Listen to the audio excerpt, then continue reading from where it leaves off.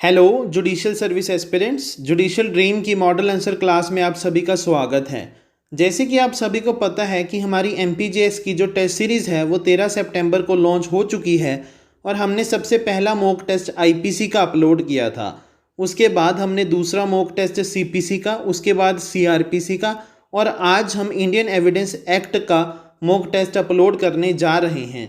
जिन भी स्टूडेंट्स ने हमारी फुल टेस्ट सीरीज़ को बाय किया है उनके लिए ऑल द बेस्ट।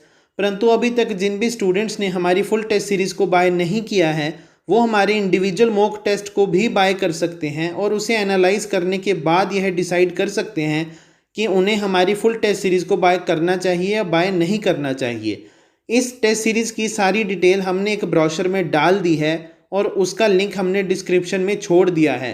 अगर किसी भी स्टूडेंट को हमारी टेस्ट सीरीज़ के रिगार्डिंग कोई भी डाउट है तो वो उस ब्रोशर में दिए हुए कॉन्टैक्ट नंबर पे कॉल करके उस डाउट को कभी भी क्लियर करवा सकते हैं।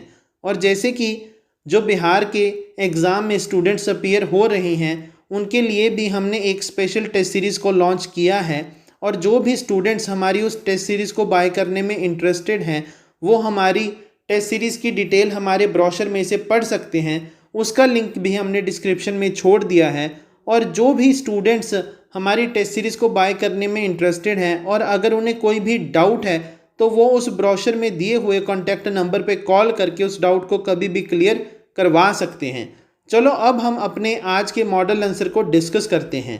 जो आज का मॉडल आंसर है वो असेंशियल्स ऑफ मुस्लिम मैरिज पर है और यह एक बड़ा ही इंपॉर्टेंट क्वेश्चन है और किसी भी एग्ज़ाम में आपको ये क्वेश्चन पूछा जा सकता है और एग्जामिनर इस क्वेश्चन को दो तरीक़ों से पूछ सकता है। पहला है discuss the main essentials of Muslim marriage और दूसरा है what are the main conditions which parties have to fulfil to solemnise a valid marriage under the Muslim law. तो अगर किसी भी एग्ज़ाम में आपको ये क्वेश्चन पूछा जाता है तो आपने अपने आंसर में सबसे पहले बताना है कि जो मैरिज है वो एक ऐसा इंस्टीट्यूशन है जो पार्टीज़ के बीच में कई म्यूचुअल राइट्स एंड ऑब्लिगेशंस को अराइज करती है और यह पार्टी की ड्यूटी है कि वो उस मैट्रिमोनियल ऑब्लिगेशन को फुलफ़िल करे। परंतु अगर कोई भी पार्टी अपनी मैट्रिमोनियल ऑब्लिगेशंस को फुलफ़िल नहीं करती है तो दूसरी पार्टी के पास यह अधिकार है कि वो कोर्ट में पटिशन फाइल कर सकती है और किसी भी मैट्रिमोनियल रिलीफ को क्लेम कर सकती है। परंतु कोर्ट उस पार्टी को मैट्रिमोनियल रिलीफ तभी ग्रांट करती है जब उसकी जो मैरिज है वो एक वैलिड मैरिज है। हर एक रिलीजन कुछ ना कुछ ऐसी कंडीशंस को प्रिस्क्राइब करता है जिनको फुलफ़िल करने के बाद ही जो पार्टीज़ हैं वो एक वैलिड मैरिज को सॉल्मनाइज कर सकती हैं। इस तरह ही मुस्लिम लॉ भी कुछ ऐसी कंडीशंस को प्रिस्क्राइब करता है जिसके अकॉर्डिंग ही एक वैलिड मैरिज को सॉल्मनाइज किया जा सकता है। जो मुस्लिम लॉ है उसमें एक मैरिज को कॉन्ट्रैक्चुअल नेचर का कंसीडर किया जाता है, तो इसलिए मुस्लिम लॉ के अकॉर्डिंग जो भी पार्टीज़ मैरिज को सॉल्मनाइज करना चाहती हैं वो मेजर होनी चाहिए, साउंड माइंड की होनी चाहिए और जो उनकी कंसेंट है वो एक फ्री कंसेंट होनी चाहिए। और मुस्लिम लॉ के अकॉर्डिंग जो मैरिज परफॉर्म होती है वो थ्रू ऑफर एंड एक्सेप्टेंस के होती है।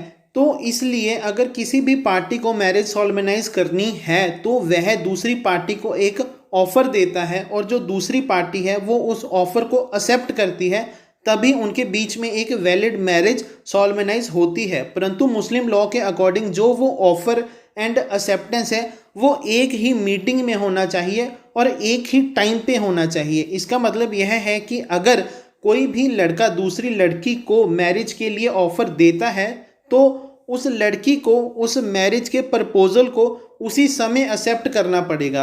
अगर वो उसी समय उस ऑफ़र को एक्सेप्ट नहीं करती है और वह उस ऑफ़र को बाद में एक्सेप्ट करती है तो मुस्लिम लॉ के अकॉर्डिंग उस मैरिज को वैलिड मैरिज नहीं कंसीडर किया जाएगा। इसके अलावा मुस्लिम लॉ में जो सुन्नी सेक्ट है उसके अकॉर्डिंग जो ऑफ़र एंड एक्सेप्टेंस है वो दो मेल विटनेसेस के सामने होना चाहिए और उन्हें वह क्लियरली सुनाई देना चाहिए। अगर दो मेल विटनेसेस प्रेजेंट नहीं हैं तो उस केस में जो वो ऑफ़र एंड एक्सेप्टेंस है वो एक मेल विटनेस एंड दो फीमेल विटनेसेस के सामने होना चाहिए। और मुस्लिम लॉ के अकॉर्डिंग जो वो विटनेसेस हैं वो मेजर होने चाहिए, मुस्लिम होने चाहिए और ऑफ साउंड माइंड के होने चाहिए। परंतु शिया लॉ में ऐसी कोई भी कंडीशंस प्रिस्क्राइब नहीं की गई हैं और वहाँ पे मैरिज को परफॉर्म करते समय विटनेसेस का होना असेंशियल नहीं है। इसके अलावा मुस्लिम लॉ के अकॉर्डिंग जो वो ऑफर एंड एक्सेप्टेंस है वो क्लियर होना चाहिए और वो जो मैरिज को सॉल्मेनाइज करने की इंटेंशन है उसको शो करता हो। अगर ये कंडीशंस फुलफिल होती हैं तभी जो दो पार्टीज़ हैं वो वैलिड मैरिज को सॉल्मेनाइज कर सकती हैं।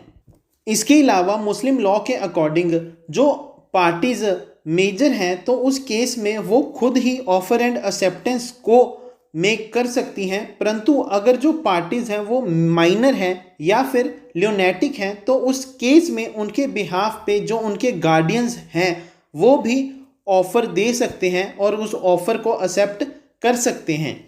इसके अलावा मुस्लिम लॉ के अकॉर्डिंग जो एक पर्सन है वो मेजर तब कंसीडर किया जाता है जब उसने एज ऑफ प्यूबर्टी को अटेन कर लिया हो। इसका मतलब यह है कि वह सेक्सुअल इंटरकोर्स करने के लिए सक्षम हो।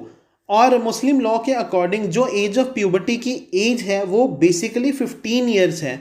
तो हम सीधा सीधा यह कह सकते हैं कि मुस्लिम लॉ के अकॉर्डिंग जो मैरिज की एज है वो 15 ईयर्स हैं और अगर कोई भी पार्टी इस एज को अटेन कर लेती है तो वो मैरिज करने के लिए कैपेबल कंसिडर की जाती है। और मुस्लिम लॉ के अकॉर्डिंग जब भी दोनों पार्टीज इस एज को अटेन कर लेती हैं तो उसके बाद वो अपनी फ्री कंसेंट दे सकती हैं और अगर वो दोनों मैरिज करने के लिए तैयार हैं और अपनी फ्री कंसेंट देती हैं तो जो उनकी मैरिज है उसको वैलिड मैरिज कंसिडर किया जाएगा। तो इसके बाद हमने अपने आंसर को कंक्लूड करना है और बताना है कि मुस्लिम लॉ के अकॉर्डिंग अगर कोई भी पार्टीज़ इन कंडीशंस को फुलफ़िल करती हैं तभी जो उनकी मैरिज है उसको वैलिड मैरिज कंसीडर किया जाएगा, परंतु अगर ये पार्टीज़ इन कंडीशंस को फुलफ़िल नहीं करती है तो उस केस में जो उनकी मैरिज है उसको वैलिड मैरिज कंसीडर नहीं किया जाएगा। अगर आपको किसी भी एग्ज़ाम में ये क्वेश्चन पूछा जाता है तो आपने अपने आंसर को कुछ इस तरह से ही अटैम्प्ट करना है। और अगर आपको इस आंसर की PDF चाहिए या फिर हमारे आने वाले अगले आंसर्स की PDF चाहिए वो आपको संडे टू संडे प्रोवाइड करवा दी जाएंगी। और अगर आपको हमारी कंसेप्ट क्लासेस समझ में आ रही हैं और आप इन्हें पसंद भी करते हैं तो हमारी हर एक वीडियो को शेयर करें, हमारे चैनल को सब्सक्राइब करें, फॉलो करें। और जिन भी स्टूडेंट्स ने अभी तक हमारी MPJS की टेस्ट सीरीज़ को बाय नहीं किया है वो हमारी इंडिविजुअल मॉक टेस्ट को भी बाय कर सकते हैं और उसे एनालाइज करने के बाद यह डिसाइड कर सकते हैं कि उन्हें हमारी फुल टेस्ट सीरीज़ को बाय करना चाहिए या बाय नहीं करना चाहिए। और जो भी स्टूडेंट्स बिहार के जुडिशरी के एग्ज़ाम में अपीयर हो रहे हैं उनके लिए भी हमारी टीम ने एक स्पेशल टेस्ट सीरीज़ को लॉन्च किया है।